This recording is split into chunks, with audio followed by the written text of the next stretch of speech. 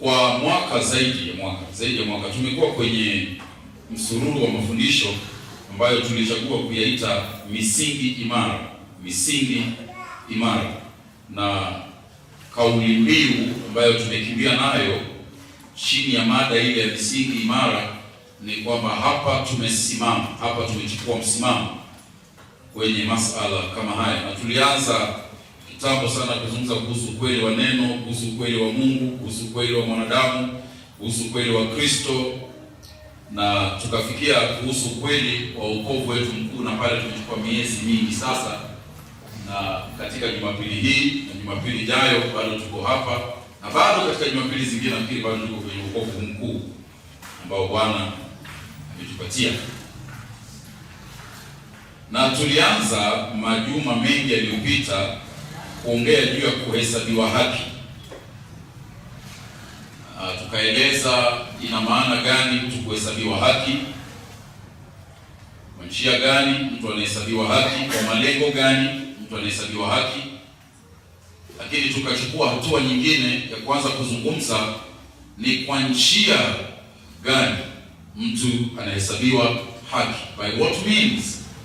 Na swali tukalijibu kwa jibu moja tu, ya kwamba wanadamu wanawekwa sawa mbele za Mungu, kuhesabiwa haki machoni pa Mungu kupitia kwa mkono wa imani.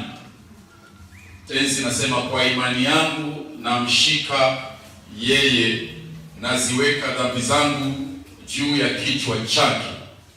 Mzigo wa dhambi, kwa hivyo anasema tenzi, siuchukui tena, ameshauchukua yeye juu ya msalaba.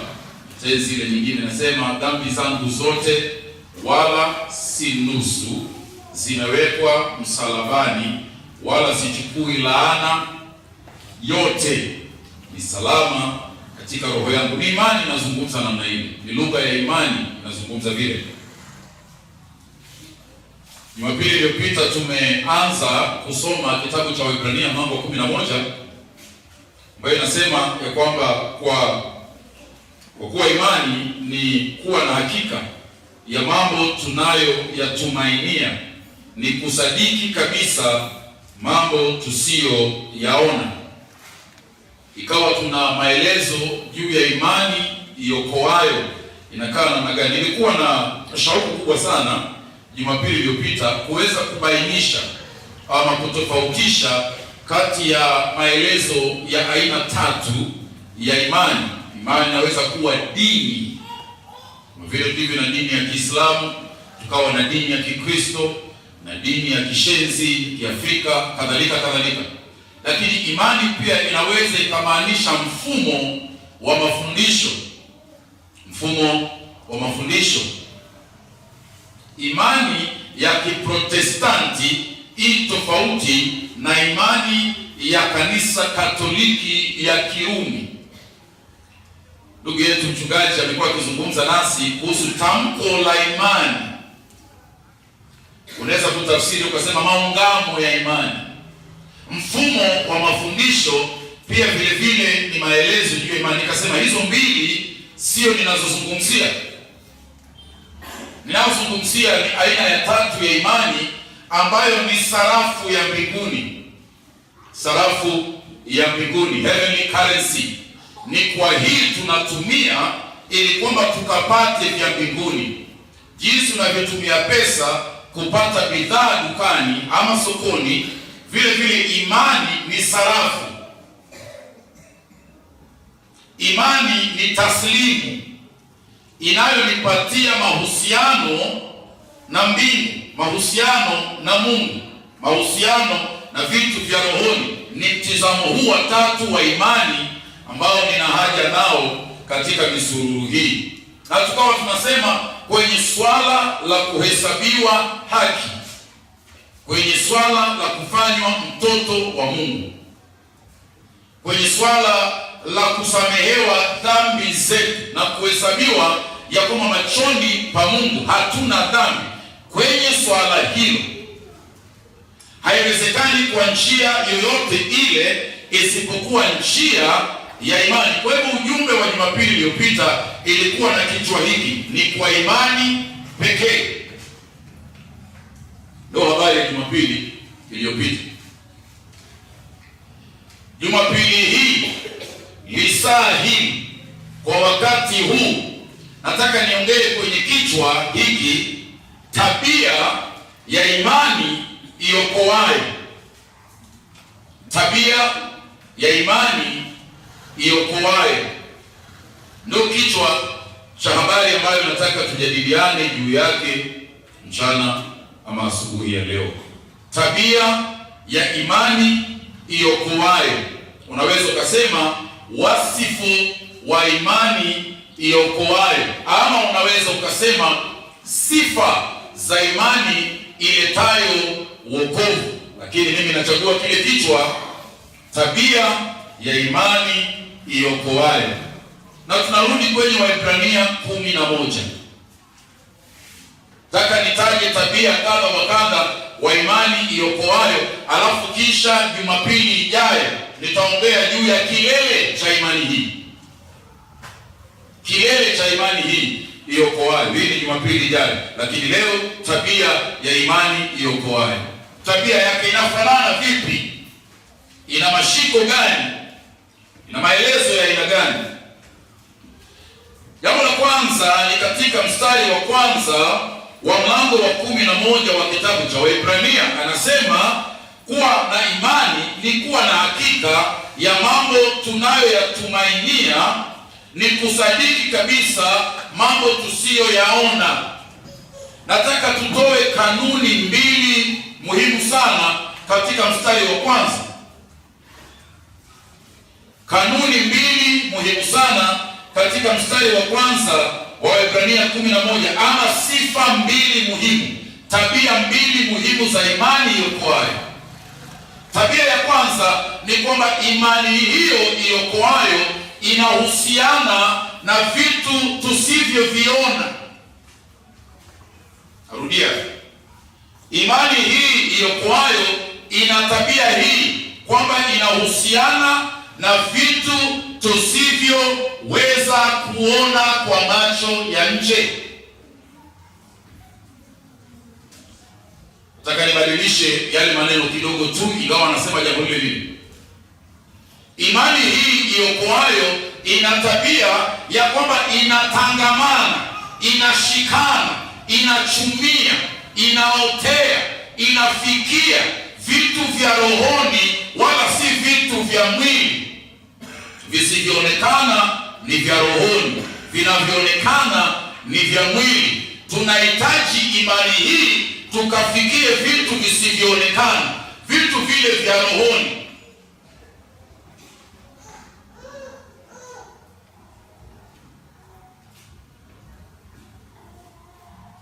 Nikisema leo ya kwamba nitakupatia taslimu ya Kenya shilingi 5,000 hevi,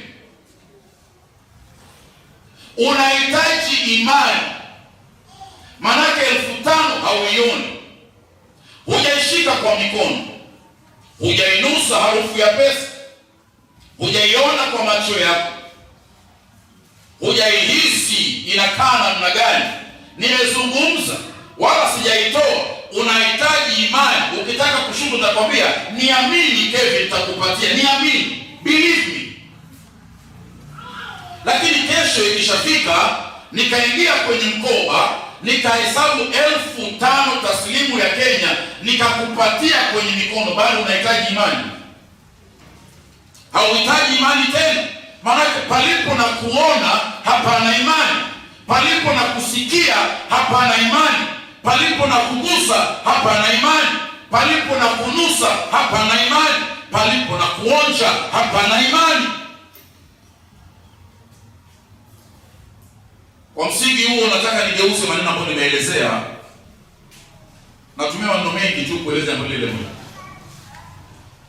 Imani ni hisia ya sita katika hisia za binadamu.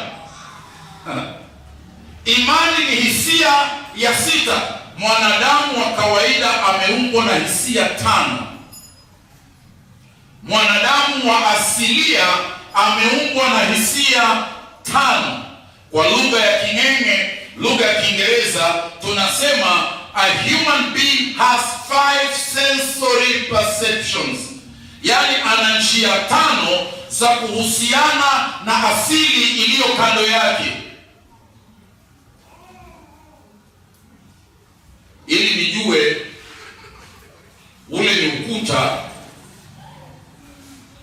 nimetumia hisia ya kuona. Hiyo ni moja, hisia ya kuona. Ni ukuta, inanionyesha kijana wangu huyo amevaa shati nyeupe, inanionyesha ya kwamba ndugu yule amevaa shati ya samawati. Ni hisia ya kuona, na uhusiano na ulimwengu ulio kando yangu kupitia kwa hisia ya kwanza ya macho ya kuona. Ukweli na ujua kwa sababu macho yangu yamenipatia kujua. Mpaka pale tuelewa. Alright. Lakini kuna mambo mengine ambayo siwezi nikayajua hata nikiyaona. Kwa mfano, naona moto unawaka pale mbele, moto unawaka, miale inakwenda. Kweli naona ni moto, lakini imesababishwa na nini? Sijui. Lakini lao ningelisikia mlipuko kwa masikio, alafu nione moto unawaka, akili yangu inaniambia kumekuwa na bomu pale, ndio imesababisha moto. Ule ukweli nimeupata kupitia kwa hisia ya kusikia. Watoto wakiwa wadogo, wacha hata watoto, hata mbwa wangu, mimi na mbwa wawili niliwapata majuzi, mbwa wa kizungu. Wale mbwa naambiwa ili niwafundishe tabia, lazima nitumie hisia mbili. Hisia ya kwanza ni hiyo ya kuona, hisia ya pili ni ya kusikia. Mbwa nikimwambia no, huwa nimetumia kidole changu kumwelekeza. Sasa najua nikifanya kidole hivi na neno likatoka no, na mkataza tabia fulani, basi anapata ukweli wa yale maonyo kupitia kwa hisia ya kuona na hisia ya kusikia. Hivi ndivyo tunahusiana na ulimwengu ulio kando yetu. Ndio maana tunasema kuna wale walio na ulemavu, mwingine ulemavu wa kipofu, kwa hivyo haiwezi kuhusiana na asilia iliyo kando yake kwa vitu anavyoona, anategemea hisia ya kusikia. Mwingine haoni, hasikii, lakini anategemea hisia ya tatu. Najuaje kuna kitu hapa hata kama nimefunga macho na iko kitu akizungumzi, nimeshika? Hisia ya kushika inaniambia kuna kitu pale. Hii ni hisia ya tatu ya binadamu yeyote yule. Na uhusiano na ulimwengu ulio karibu na mimi, ulio kando yangu, ulionizunguka, kwa kuona, kwa kusikia na kwa kugusa. Ziko zingine mbili. Umeniletea vigae vidogo vidogo, chembe chembe katika kibakuli ama kikombe. Ni chembe chembe nyeupe ndogo ndogo sana. Mara nyingi unaweza dhania ni chumvi, kumbe ni sukari. Ama ukadhania ni sukari, kumbe ni chumvi. Ulipotia kwenye chai, ukaona chai haina utamu, ina badumbadu. Lakini ili utofautishe ile chembe chembe ni sukari ama ni chumvi, lazima utumie hisia ya 4. Hisia ya 4 ni hisia ya kuonja. Kuonja. Ukiweka kwenye ulimi, unasikia na sukari, ni sukari hii. Lakini sukari hiyo pia unatofautisha ni sukari ya kawaida ya nguru ama ni sukari ya asali ya nyuki. Ukiweka kwenye ulimi, unaweza kutofautisha. Hisia ya 5 ambayo kila binadamu anahusiana na asili iliyo kando yake. Nimesema kuna hii ya kuona, kuna hii ya kusikia, ya kugusa, ya kuonja, kuna hisia ya kunusa.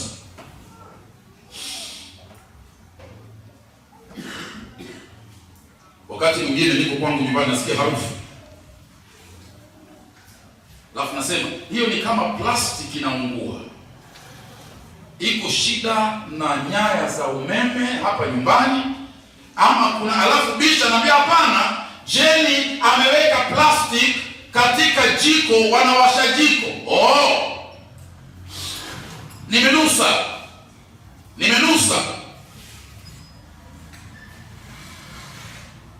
So wanadamu wote, hisia zinazotusaidia kuwasiliana, kutangamana, kuhusiana, kutafsiri asili iliyo kando yetu ni hizo tano: hisia ya kugusa, hisia ya kuona, ya kusikia, ya kuonja, ya kunusa. Tano hizo ndio kila binadamu anayo, tunaziita natural senses, hisia asili.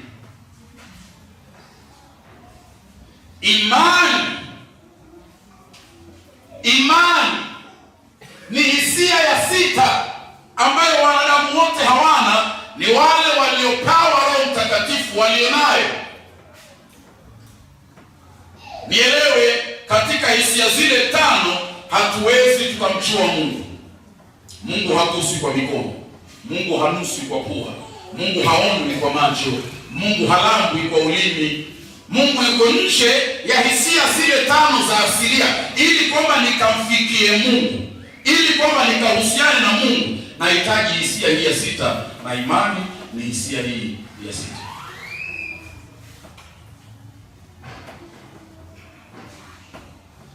Ninachojaribu kusema mchana wa leo ni kwamba wakati unajua, hii ndio maana katika Injili ya Yohana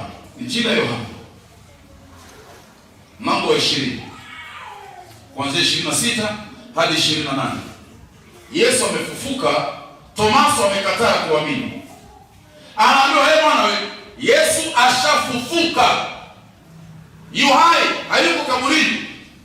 Tomaso kwa sababu hajaona, hajagusa, hajasikia kwa Yesu sauti yake mwenyewe, hajanusa na hajaonja, amekataa kuamini. Alafu Yesu anatokelezea katikati yao, na Tomaso anasema, "Sitaamini hadi kwamba nikatie mikono yangu kwenye ubavu pale palipokwenda mkuki, na nikashike katika viganja vya mikono yake palipokwenda misumari, mie katu sitaamini." Yesu anakuja anamwambia, "Njoo basi, weka vidole." Aweka mikono yako. Aliposhika, hisia hii ya kawaida ikamwonyesha, alianguka kifudifudi. Mstari wa 28, na akawika, "Ee Mungu wangu, tena Bwana wangu." Yesu akamwambia, Tomaso, unaamini kwa sababu umeona na kugusa. Wamebarikiwa hao ambao wanaamini kabla ya kuona na kugusa, maana hao wako kwenye kiwango kingine cha mahusiano. So imani, tabia ya imani iliyokuwayo ni kwamba inatangamana vitu ambavyo hatuwezi tukavigusa, tukaviona, tukavinusa, tukavionja. Na hii itakuwa muhimu katika pale ambapo tutaongea Jumapili ijayo, kilele cha imani. Itakuwa muhimu sana ukweli huu. Kwa hivyo ushike na usiuache. Nani amewahi kumwona Mungu? Hamna. Nani alikuwepo pale ambapo ulimwengu ulikuwa na Mungu? Hakuna. Sasa mwandishi anasema mstari wa pili, kwa imani tunaamini ya kwamba malimwengu yaliumbwa. Tuamini kwamba yaliumbwa. Haiwezekani kumpendeza Mungu, mstari wa 6, pasipo imani. Mlango 11. Maana ajaye kwa Mungu lazima kwanza aamini kwamba huyo Mungu yupo. Unaamini kwa sababu umemwona? Hapana. Umemnusa? Hapana. Umemgusa? Hapana. Umemsikia kwa masikio? Hapana. Ni ile hisia ya sita ya imani inatoka inasema, huyo Mungu yupo. Sijamuona lakini yupo. Sijamsikia lakini yupo. Sijamgusa yupo. Sijamnusa yupo. Sijamuonja yupo. Tabia ya pili ya imani iokoayo, ninakwambia mambo haya yatakuwa muhimu sana Jumapili yake. Tabia ya pili ya imani iokoayo, na hii inatusongeza kwenye fundisho nzito sana juu ya imani. Inapatikana kwenye mstari wa kwanza pia. Anasema ni bayana, ukipenda ni hakika ya mambo tunayotumainia. Tafsiri zetu zingine nasema tunayotarajia. Tarajio, tumaini. Tarajio, tumaini. Tarajio, tumaini.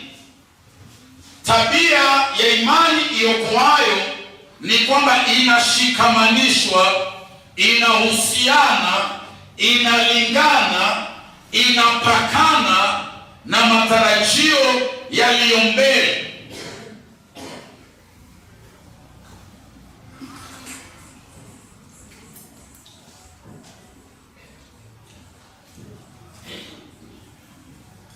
Hii ina maana ya kwamba imani iokoayo inahusiana kwa karibu sana.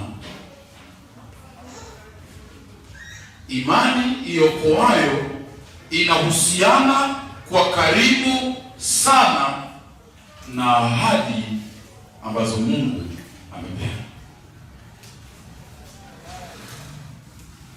Imani iletayo wokovu inahusiana kwa karibu sana na ahadi alizozitoa Mungu juu ya maisha yako na yangu.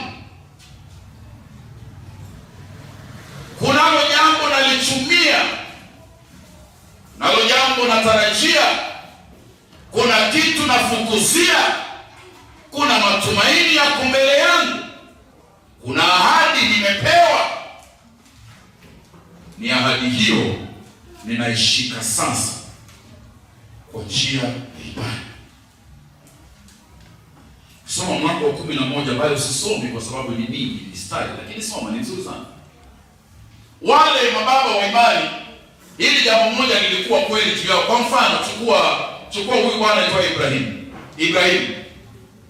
Mlango wa 12 wa kitabu cha Mwanzo, tunaambiwa Mungu anakwenda kwenye nyumba ya bwana mmoja anaitwa Tera, na pale kumezaliwa vijana watatu, Nashon, Nahor na Abraham.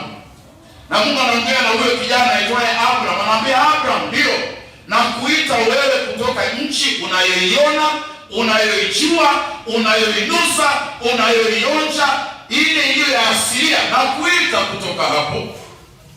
Nataka nikupeleke katika nchi ambayo huijui, hujaiona, hujaionja, hujaigusa, hujaisikia. Ndugu wapenzi, hebu jiweke kwenye miguu ya huyu ndugu Abrahamu. Mimi nakumbuka wakati ambapo, na sijilinganishe na Ibrahimu, huyo Mungu ambariki, alikuwa mkubwa zaidi kwa kiwango kidogo tu. Tukitoka Mombasa tukija Mumias, tunadhani tuna mwito wa Mungu.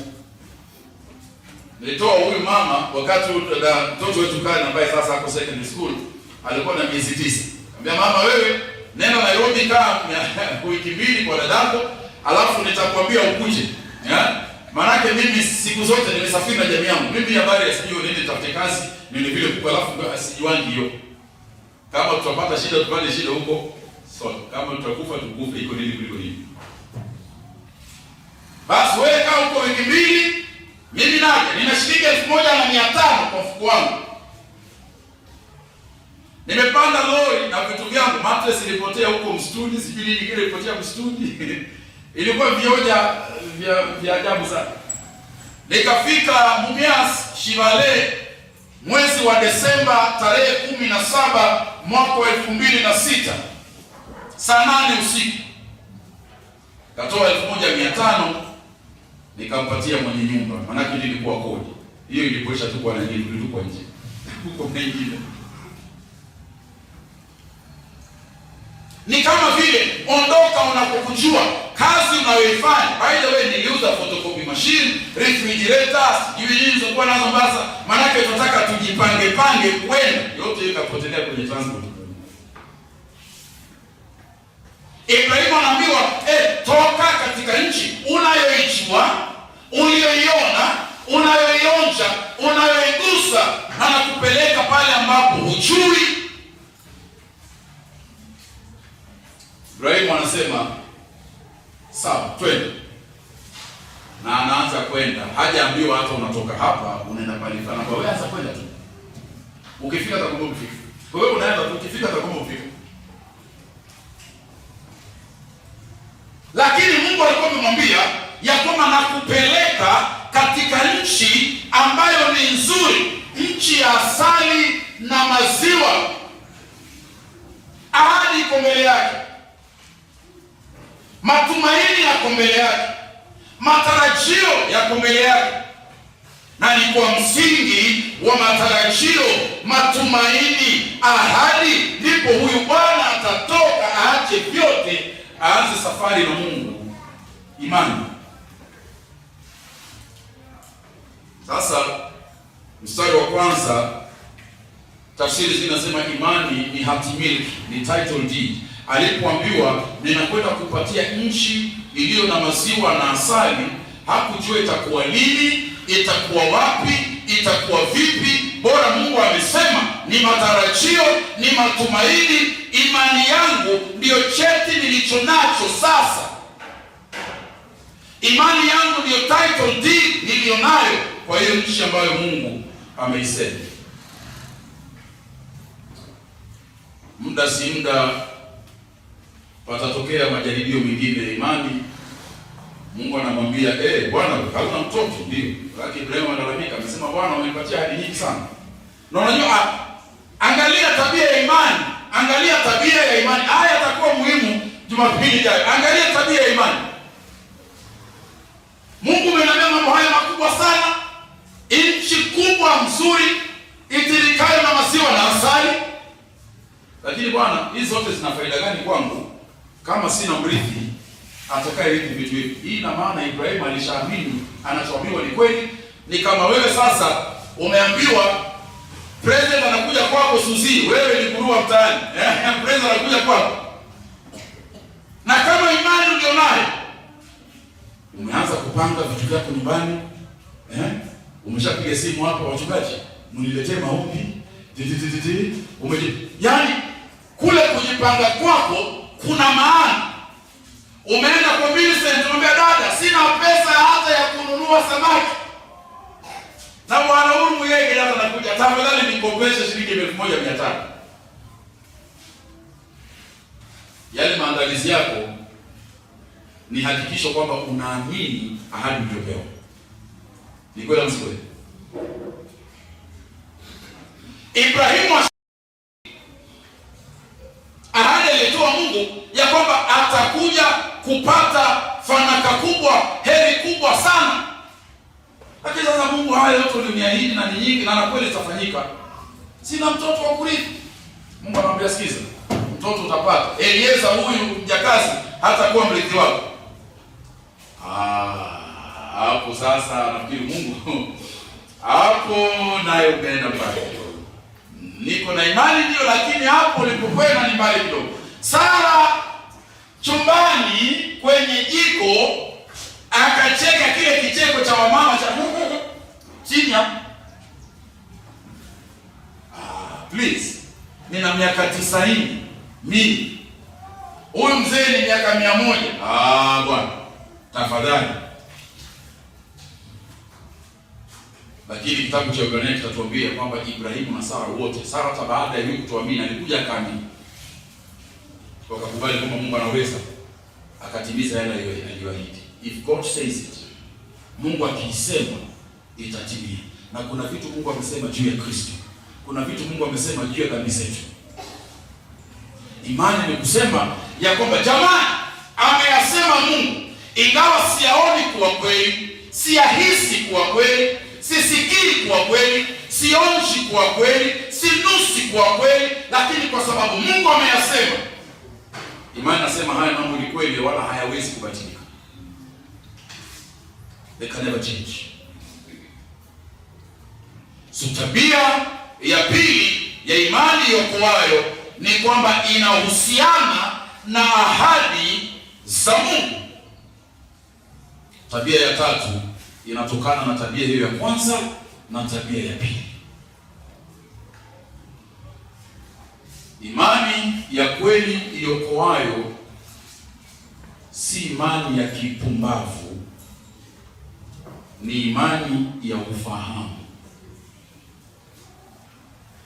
Imani ya kweli iokoayo ni imani iliyo na ufahamu.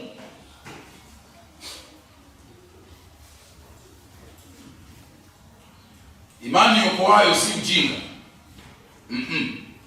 na ufahamu. Lazima ndiwe najua amesema nini Mungu juu ya maisha yangu, amesema nini Mungu juu ya kesho yangu, amesema nini Mungu juu ya ninayoyatarajia, amesema nini Mungu juu ya wokovu wangu. Basi nikishaamua hiyo aliyosema Mungu kwa njia ya ufahamu, basi mengine yote hayajalishi tena. You see,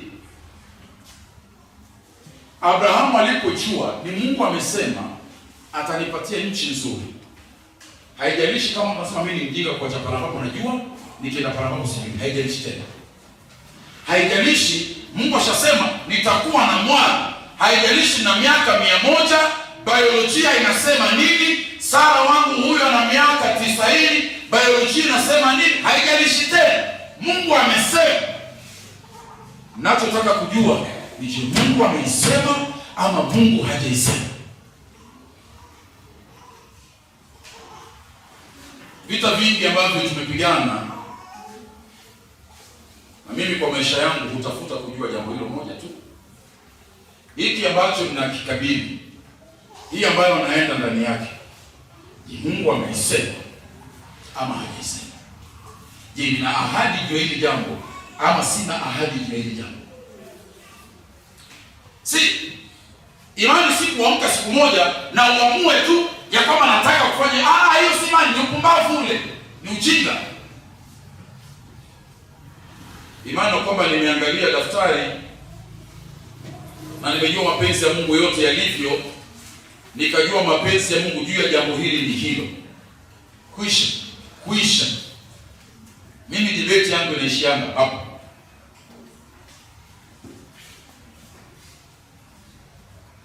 Ufahamu. Hii ndio maana katika Waebrania 11 tunaambiwa hawa watu wote ambao walishinda kwa imani, jambo moja nalowaeleza ni kwamba kuna kitu walisikia kutoka kwa Mungu na wakashika lile jambo wakaweka imani juu yake. God said something. Kuna kitu Mungu alisema na wakatuamilia kile Mungu alisema. Lazima kuwe kuna ufahamu. Si imani, haswa imani iletayo wokovu, sio kufunga macho na kufinya macho mpaka machozi itoke. Hiyo si imani. Hizo ni itikadi. Wengine tuliambiwa ya kwamba imani ni kujikaza. Unafunga mara moja, funga tumbo vizuri, alafu unajikaza, sauti inabadilika. Jana tumekuwa Nugulu Girls, tukawa na bwana mmoja alikuwa anahubiri. Sasa anatangaza maneno ya imani, akageuza sauti kwanza, baada ya kugeuza sauti akaanza kutangaza vitu vingine kwa njia za kijabu. Sasa imani ni kugeuza sauti. Sasa wengine pia kanisani tunaambiwa sasa ni wakati tuinue imani zetu kwa nani? Kwa Mungu. Alafu unaona hapo unafanya Bwana ulinue kwa imani nisima. Ni kama sijui hiyo imani inainuka vipi, ni kama nainua. Amini dada. Amini. Sasa ni kama imani kitu ambayo inasukumwa na sima.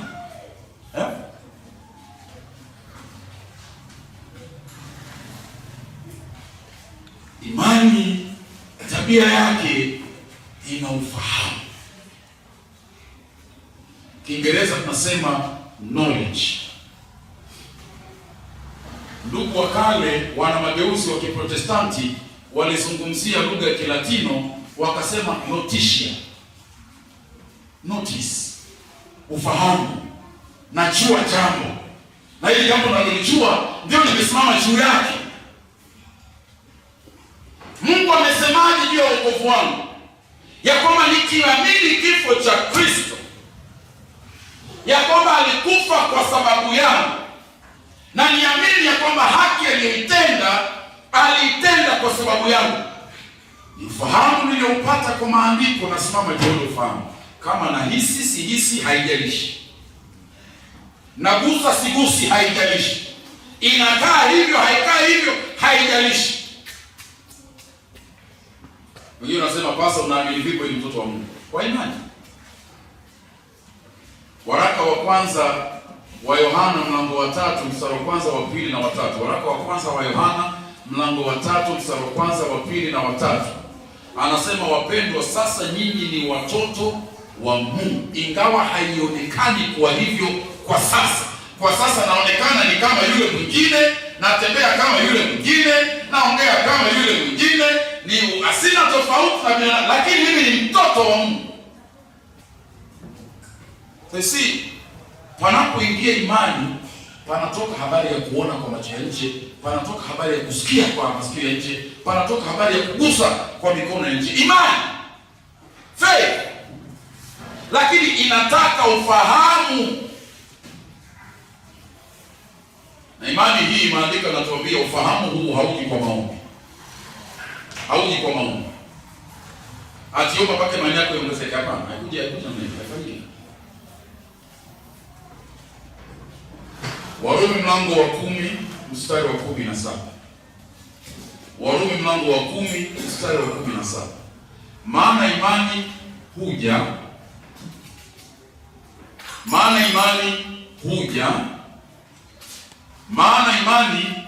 huja na huja kwa kusikia. Ni sio moshene, sio story, sio ushuhuda, ni kwa kusikia neno la Kristo. Maana ni neno la Kristo linaleta ufahamu wa mapenzi ya Mungu juu ya maisha yangu. Yale mapenzi ya Mungu yanapofunuliwa juu ya maisha yangu, yanapoelezwa juu ya maisha yangu, imani inajijenga. Imani huja kwa kusikia, ni kwa kusikia neno la Mungu. Sasa wataka imani iliyostawi jiwasilishe katika kusikia neno la Mungu. Huu ni ukweli ambao ndugu yetu mchungaji amesema, na mimi naurudia. Fakisi mchungaji alikuwa ni Shemazi Sami, amesema jambo hili. Wewe ambaye ushirika hauko kanisani, moja kubahatisha, na ukija kanisani pia uko na mtoto wako tu ndio mnacheza naye, utabaki kwenye kiwango, imani haisongi. Ameanza huyo sasa, ndio hawa ndio wale wasumbufu. Mchungaji Jeff, tuna kesi zao kila siku. Kesi mara umebishana sijui na nani, mara umevurugana nani, mara sijui, mara wewe ndio sijui shirana kwingine kwa kila siku, mara sijui nini, because haujajiwakilisha pale ambapo neno la Mungu linapeanwa. Na neno la Mungu tumesema ndiyo chakula cha imani. Imani haiji isipokuwa kwa neno, na imani haipanuki isipokuwa kwa neno. Being exposed to God's word, kujiwakilisha kwa neno la Mungu. Tafuta. Kuna ndugu zetu ambao wanaishi maisha ya Kikristo ni kana kwamba ni maisha ya kubahatisha. Oh, leo tayari ushirika, kesho tutaenda. Ni ajali, nipata potea, bahati nasibu. Jiwakilishe, present yourself. Jipe nafasi hiyo ya kusikia neno. Wakolosai 3:16, neno la Kristo, neno la Kristo likae ndani yenu kwa wingi. Neno la Kristo. Manake hatuna imani isipokuwa kwa neno hili. Manake imani inategemea ufahamu. Neno la Kristo likae ndani yenu kwa wingi, kifarijiana kwa zaburi na kwa tenzi na nyimbo za rohoni, hasa mkijua kwamba siku za Bwana zinakaribia. Neno la Kristo likae ndani yenu. Neno la Kristo likae ndani yenu. Kwa wingi.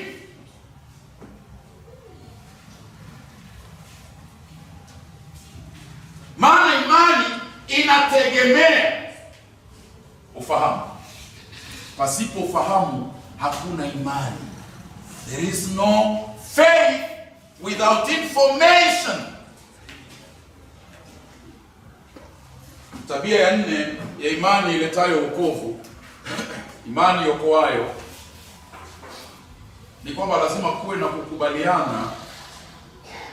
Lazima kuwe na kukubaliana na ule ufahamu unaopata. Kubaliana na ufahamu unaopata. Nimekubali.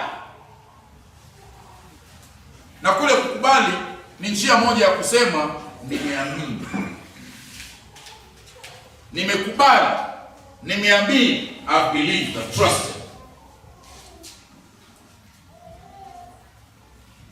Si Yesu anasema katika Yakobo, anasema wewe unasema unaamini, hata shetani pia anaamini, na shetani anaamini mpaka anatetemeka. Alipokabiliana na Yesu kwenye Luka 4, shetani alitoa mistari. Inawezekana uwe na mistari katika kichwa chako, wala usiwe na imani katika moyo wako. Ndugu mmoja nimekuwa nikimsoma wiki mbili zimepita, nikiangalia habari hizi. Anasema imani huishi katika moyo, tumaini linaishi katika akili. Imani inaishi katika moyo, tumaini linaishi kwenye akili. Kile alikuwa anamaanisha ni kwamba unaweza kuwa na tumaini katika akili yako ambayo moyo wako haujashawishika juu yake. Na lile akilini ndio mara nyingi linapapatika kwenye kinywa chako, lakini moyo hauamini kweli.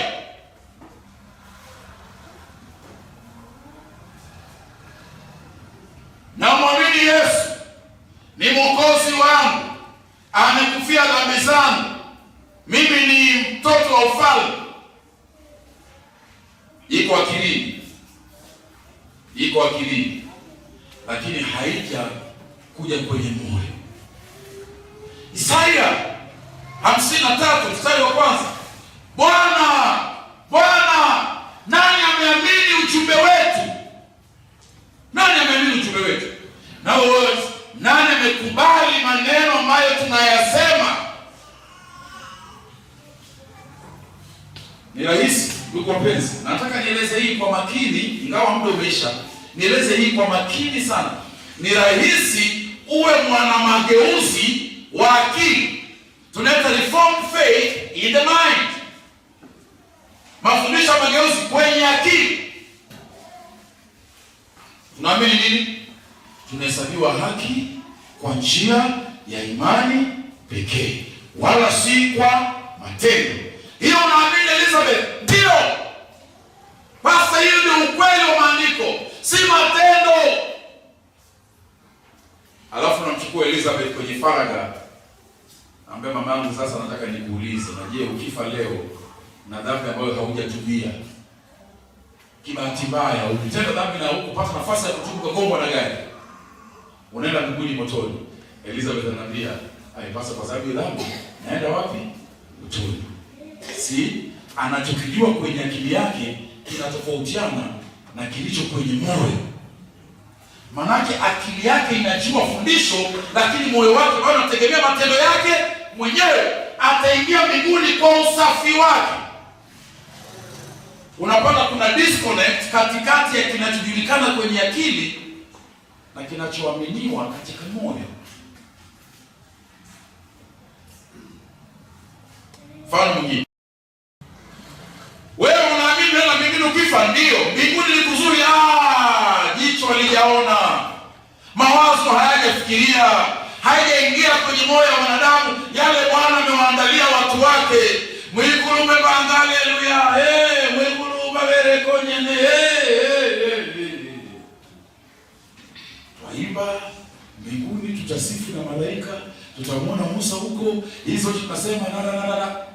Lakini ugonjwa ukiingia, mwangalie maisha ule mtu. Mwangalie. Jamani, msikiache nipe jamani. Jamani, hata kama ni kwa mganga mnipeleke. Si. matumaini yaliyo kwenye kichwa yametofautiana na imani alionayo. Manake angejua mbinguni ni bora kuliko hapa, angekuwa na wasiwasi. Angesema kama Paulo, kuishi ni faida, ni hubiri; kufa pia ni faida, nikawe na Bwana wangu. Si kama unajua na kukwenda ni kuzuri, mbona unalalamika? Why? Because ndani hapa ukweli ni kwamba yale matumaini yaliyo hapa sio imani iliyo hapa.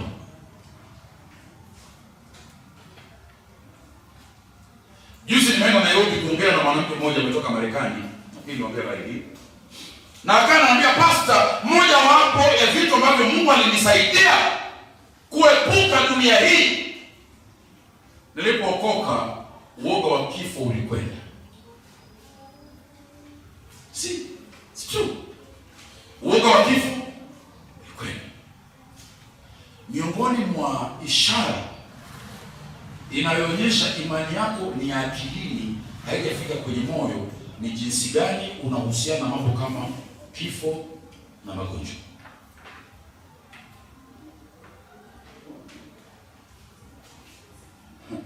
Nimesema mara ngapi ya kwamba watoto wa Mungu ni watoto wa kiajabu zaidi duniani.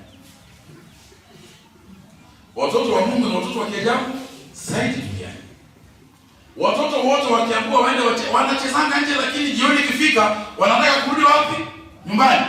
Wewe ukiona mama mtoto wako anamwambia nataka kurudi, kwao kuna shida.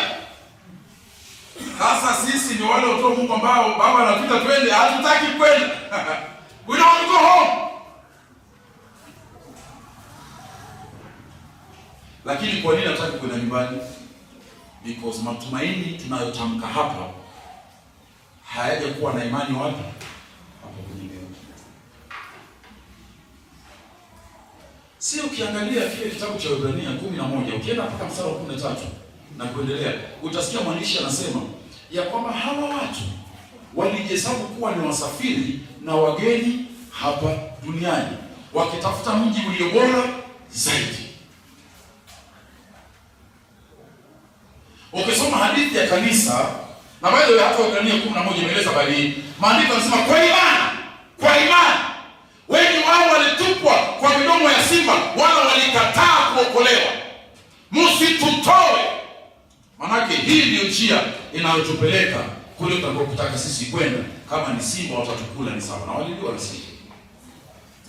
Kwa imani hiyo wengine wao walipasuliwa vipande viwili, wasikubali kabisa kuokolewa. Mstari 39, wasikubali kabisa kuokolewa kwa imani hiyo.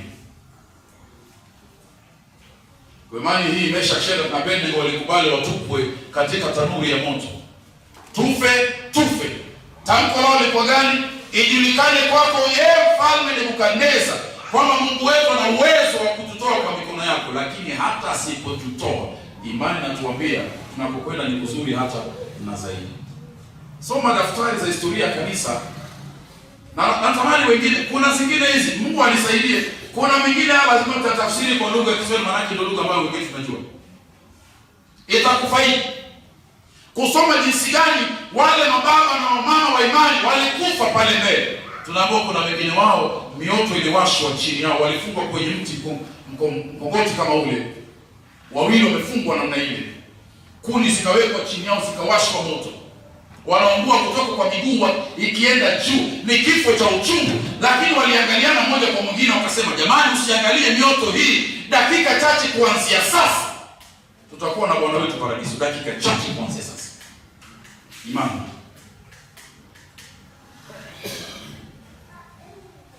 Si ina ufahamu ya kwamba kile Mungu ameahidi ni kizuri na ni kweli. Alafu baada ya imani hiyo inakubali. Mimi nimekubali ya kwamba mbingu ni bora kuliko hapa. Mimi nimekubali kwamba kifo cha Yesu kimetosha. Mimi nimekubali ya kwamba haki ya Kristo imetosha. Mimi nimekubali kwamba Mungu amenifanya mtoto wake. Wakati mimi nikiamka asubuhi sihisi hivyo.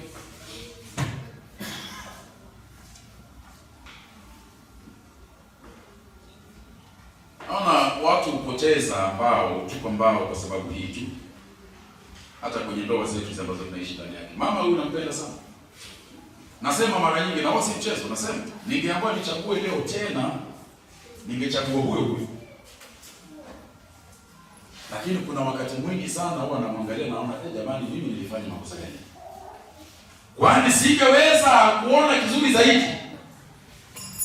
Uzio ni akili, isn't it? It happens. Msidanganyane, inafanyikana.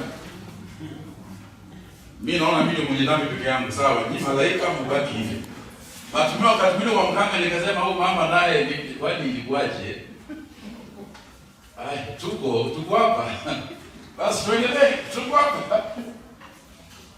Na naamini yeye wakati mwingine anaangalia akasema na kwani hichi kijamaa kwenye yote ambayo ningechagua ndio huyo tu.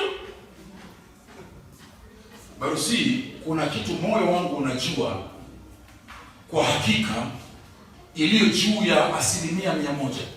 I know this for a fact. Najua kwamba Mungu alinipatia mwanamke huyu. Sasa yanafanyika hapa yanabadilika. Zile. Haya yanabadilika mingi. Mwishowe. Mwenda tenzi na omo. Ukasema ukioga na omo ukaiva tenzi utarudi ukiwa juu ya ngamia. Basi hapo. Tumili. Na hapo nimechukua msimamo wangu. Na si banduki mo. Ni kwamba Mungu alijalia. Si hata kwa imani mambo ni kama hayo. Imani ya kweli itajaribiwa kwa njia nyingi, kwa hali nyingi, majaribu mengi. But ulikubali ndani ya moyo wako, Yesu ni mwokozi wangu. Hakika dhambi zangu haziko hapa na mimi, zina yeye Yesu. Na haki yake hakika ninayo mimi hapa. So imani ina ufahamu, alafu imani inakubali ule ufahamu. Tabia ya 5 ya imani iokoayo, haikubali tu ufahamu, inategemea ule ufahamu. Inategemea ufahamu, kukubali, kutegemea.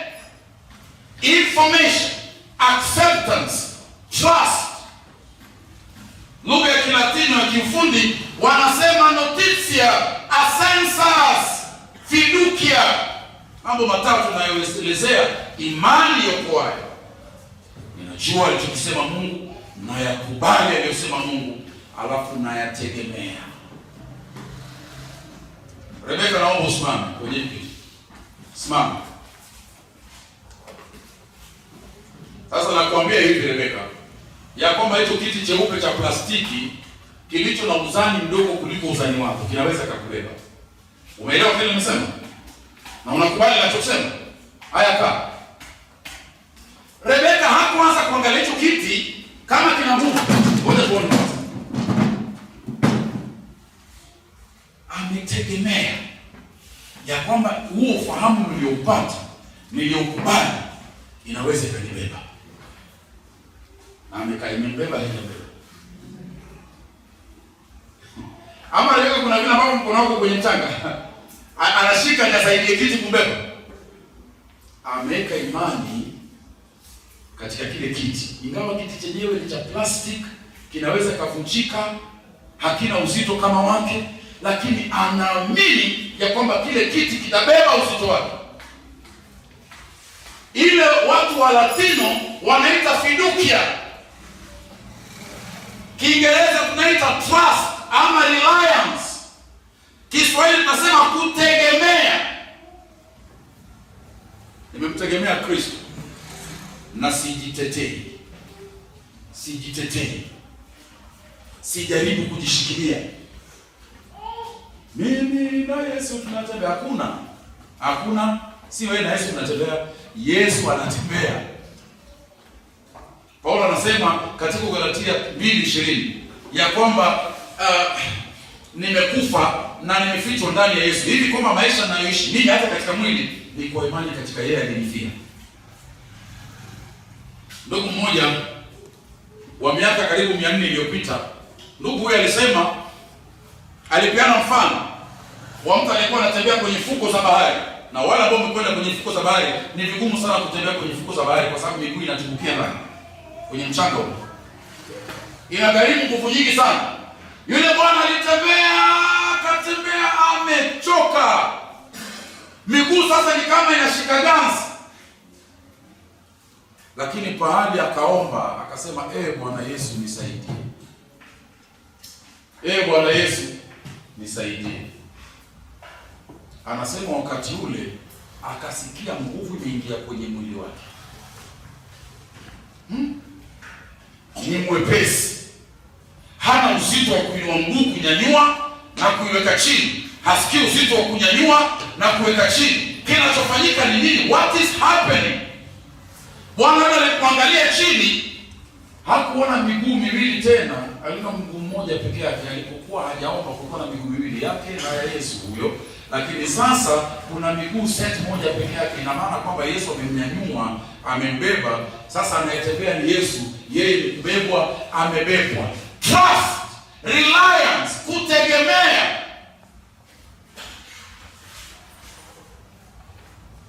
Kumtegemea Mwokozi kwangu tamu kabisa. Kuamini neno lake lina raha moyoni.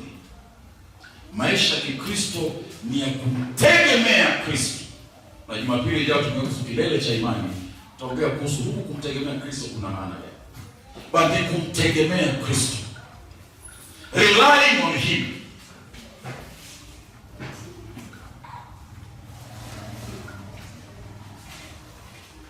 Yesu amesema, nitakubeba mikononi mwangu na nitakufikisha mbinguni salama. Ahadi imetoka, ufahamu. Umeyakubali? Ndio umetegemea.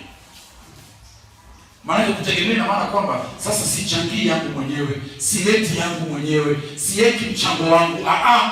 Kutegemea ni kwamba ni akianguka Yesu, nimeanguka. Asipoanguka, sianguki. Mchungaji Barnabas kuna siku akihubiri kwenye madhabahu haya alisema kumtegemea Yesu ni kule kukubali kwamba sijamshika Yesu. Ni Yesu amini. Barnabas akasema ukimshikilia Yesu, mikono yako inaweza ikachoka na ukaachilia na ukaanguka. Lakini akikushikilia yeye asiyechoka hawezi kukuachilia. Ndio Paulo anasema kwenye Filipi 3, napiga mbio kukishika kile kilichofanya Kristo kwanza anishike. Nishike kile kilichofanya kwanza Kristo anishike. Ni yeye alinishika kwanza. Tegemea. Ndugu mmoja akapeana mfano, milima miwili, upande huu na upande ule. Katikati kuna bonde kubwa lina mto. Na mto ule una mamba, una wanyama hatari. Alafu kuna kamba imefungwa kutoka kilele cha mlima wa kwanza ikafika kwa kilele cha mlima wa pili. Alafu bwana mmoja hawa wa mayoga akasema, nataka niwaonyeshe mayoga. Tuonyeshe mayoga. Akatembea vile wanatembea juu ya kamba. Akatembea, anajua kuna mamba chini, akianguka ndio kwisha vile. Na akafika ng'ambo ya pili, akarudi, akauliza swali, unaamini kwamba unaweza tembea juu ya kamba? Tutasemaje? Yes, tumekuona ukitembea. Na je, unaamini kwamba naweza tembea juu ya kamba hii nikiwa na wheelbarrow mkononi mwangu? Umefanya ya kwanza. Hii pia unaweza. Maka chukua ile wheelbarrow, tembea juu ya kamba, ni kamba ndogo, wheelbarrow juu yake. Paka ng'ambo ya pili, umeniamini? Naamini. Jaribio la imani, jaribio la kutegemea Yesu ndio hii ya 3. Mwana mayoga anasema, sasa nataka wewe upande juu ya wheelbarrow na mimi nikusukume kamba, tukienda mpaka ng'ambo ya pili. Hapo Elizabeth anasema, hapo kidogo, hapo utanisamea. Hapo utanisamea kidogo. Manake lakini si nilitembea ukaniona nikatembea na wheelbarrow mbona hamwamini? Sasa ni kwamba alisikia akapata ufahamu, akakubali. Lakini sasa kutegemea, maana kutegemea na maana ya kwamba nachukua maisha yangu naweka mikononi mwako. That is what trust means. Nachukua maisha yangu naweka mikononi mwako.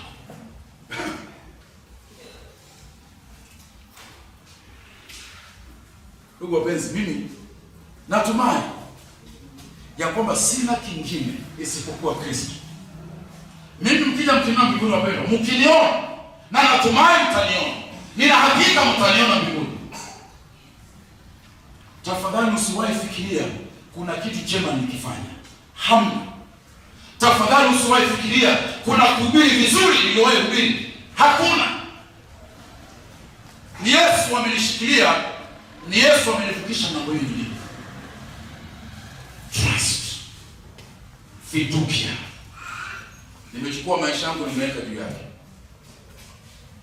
Mmoja akasema, ukiniona motoni, ndugu wapenzi, kwa heshima kubwa sana kwa Kristo huyu nasema haya, kwa heshima kubwa sana nasema haya, ukimwona pastahili motoni anaungua jehanamu, Yesu atakuwa karibu na yeye. Angalia vizuri. Nimesema jambo hilo kwa uzito ndio ujue ya kwamba haiwezekani niwe motoni. Kwa sababu haiwezekani Yesu awe wapi?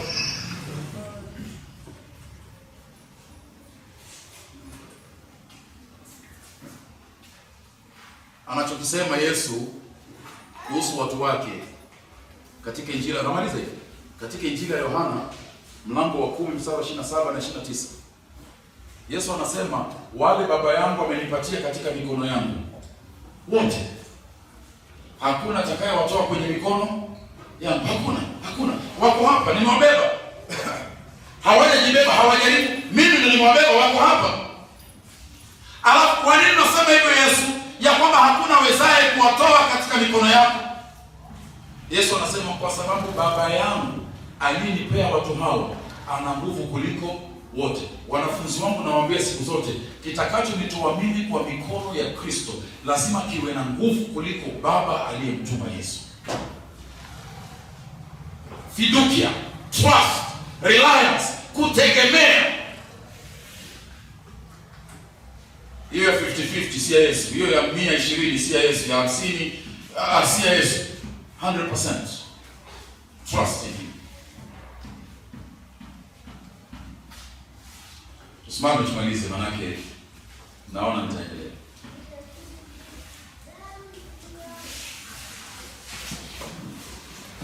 Tabia ya mwisho, hii ni ya 6, ya imani iokoayo, ni imani hiyo itajaribiwa siku zote. It will be tried and tested. That faith will be tested. It will be tried. Itajaribiwa, itapigwa vita, itawashiwa moto.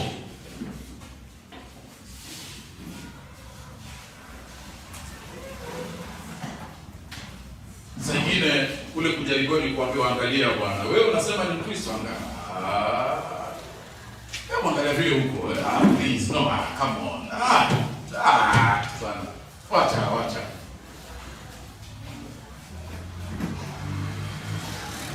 Imani hiyo itapewa vitu vinavyotaka kutoa katika ule msingi. True faith will be tried.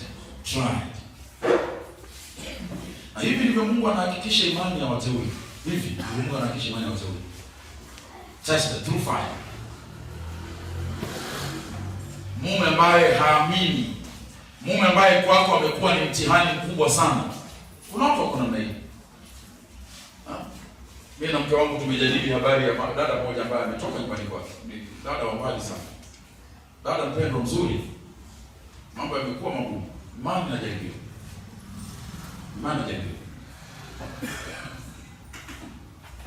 Mtoto ambaye unamwangalia unasema, kama mimi ni Mkristo, Mungu amenipatia vipi mtoto kama huyu? Mtoto mkaidi ambaye hata hana hisia ya Mungu. How can I be a Christian? Imani inajaribiwa.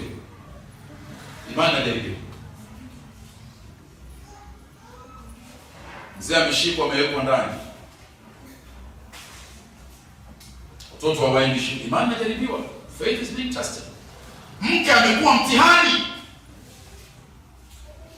anakukwaruza moyo wako kila kuchao, imani inajaribiwa. Ndio nyimbo kasema, vumilia ewe roho yangu, majaribu ni kama moto yanayochoma imani yangu. Bwana, naomba nisaidie. Na wakati kujaribiwa namna ile, wakati kuimba haimaanishi kuna imani. Ile ni sawa, inajaribiwa. Maana wakati mwingine kule kuyumba kujaribiwa, tunakosa kudhania kwamba tuna imani. See, that's the problem. Sara kabla hajaamini, Sara kabla hajakubali, Sara kabla hajategemea, alicheka. Malaika waliposema mtoto wake, alicheka. Tested.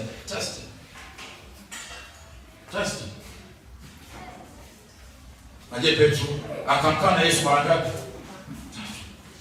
Imani inajaribiwa. Lakini angekumbuka Luka 22:31, Petro, shetani ametamani kukupepeta wewe kama ngano, lakini nimekuombea. Yesu anasema, nimekuombea imani yako isitindike, na utakaposimama watie nguvu ndugu zako. Faith will be tested. Kuna wakati mimi hapa nilipenda, nawaambia you see, maisha yangu nimetaka niaweke wazi mbele yenu. Msije mkadhani pasta na imani kuliko sisi. Sina imani kuliko wewe. Wakati mimi huamka nikadhani na mimi ninaokoka kweli. Hata na bidii na watoto wangu, wakati mimi ninao kwa hasira kubwa sana. Very big anger. Lakini mimi mtu anacheka mbio sana. Hata mtoto wangu atakwambia mimi mcheka mbaya sana. Kucha, am I a Christian? He can be tested. Put your faith in Jesus. Si wakati huo ndio sasa nyimbo inanikujia, wakati shetani ananijaribu nikavunjike moyo kwa kuangalia dhambi iliyo hapa, na angalia juu pale alipokaa Kristo, nimuone Mwokozi wangu. And Satan tempts in despair and tells me the guilt within. Upward I look at him there and see him who made an end to all of my sin. Mimi ni binadamu ambaye nimechukua maisha yangu nimeyakabidhi kwa Kristo. I depend on him. Trust. Natumai nitakapofariki waandike kwenye kichwa cha jiwe la kaburi langu, hapa amelala mtu ambaye alimwamini Kristo. That's all. Msisema alihubiri nchi gani, msiseme hizo. Don't matter. He trusted Christ. That's it. Alimwamini Kristo. So do you trust Jesus? Je, wewe unamwamini Kristo? Ama bado una nusu yako, nusu Kristo? Halfway. Do you trust him? Je, unamwamini Kristo? Umepata ufahamu? Umekubali? Unategemea. Tabia ya imani iletayo wokovu. Mungu atujalie Jumapili ijayo tuongee juu ya kilele cha imani hii. The target of this faith. Jesus at the cross of Calvary. Tufunge habari hii tuende kwenye utukufu. Maana kwa wale aliowachagua aliwajua tangia siri, hawa aliwachagua, hawa aliwaita, hawa aliwahesabia haki. Jumapili ijayo tunafunga hii kuhesabiwa haki kwa imani. Alafu tunaingia kwenye msururu huo wa 5. Walitukuzwa. Kwa Mungu atawatukuza watu wake.